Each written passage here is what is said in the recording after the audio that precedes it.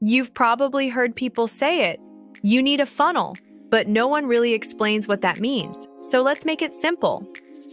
A funnel is just a guided path, a simple journey your audience takes, from discovering your offer to actually acting on it.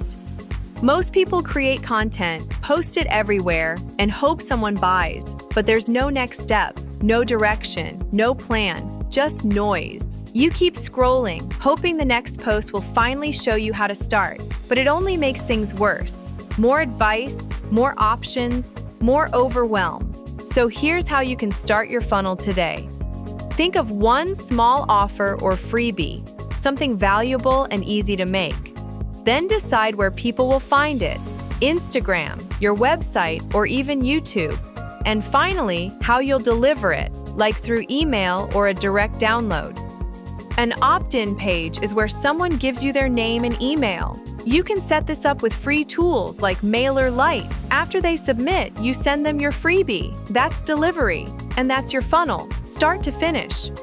This is a simplified version, but it's the same structure even big creators follow.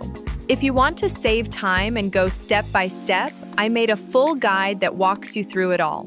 But even if you don't grab it, now you know where to start. Don't forget to like and subscribe. See you in the next one.